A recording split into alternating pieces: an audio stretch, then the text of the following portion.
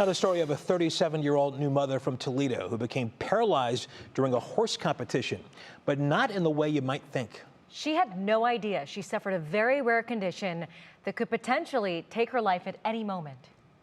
Senior health correspondent Monica Robbins tonight with a medical mystery we can all learn from.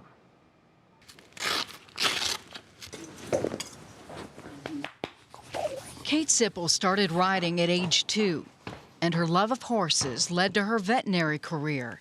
She's been competitive horse jumping since 2014 and last March added mom to her titles. 2 months after John David's arrival, Kate and Norwin returned to the ring. A great ride until a terrifying moment. Headed right towards the jump and lost all kind of movement or feeling of the left side of my body.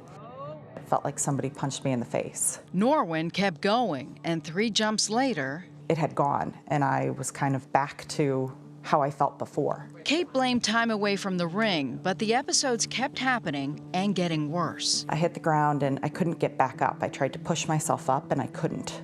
And it lasted probably 30 seconds. A day later, and I went completely paralyzed on the left side of my body, and I lost all ability to talk. Emergency room doctors told Kate stress from new motherhood was likely the cause.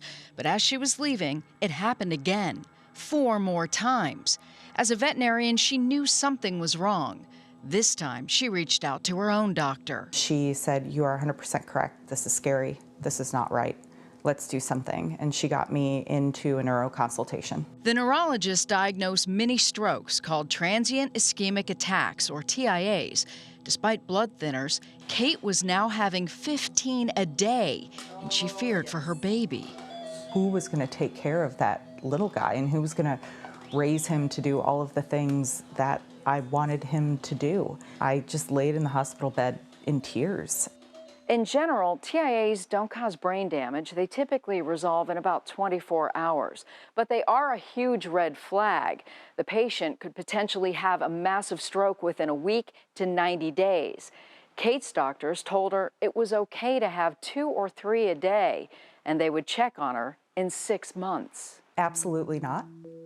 And I want another opinion. If I let this continue, I'm going to have physical or mental deficits that I won't be able to do any of this ever again, or I'm going to be dead.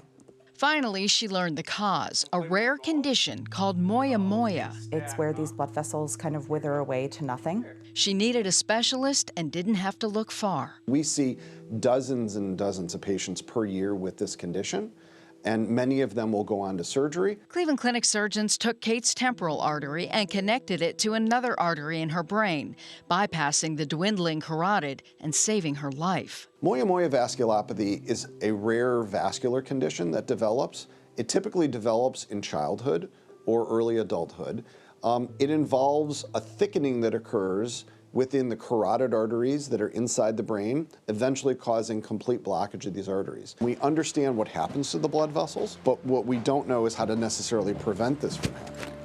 Kate knew how to prevent becoming a statistic. She took back the reins on her own life and is now healthy, happy, and stable, just like Norwin. Monica Robbins, 3 News.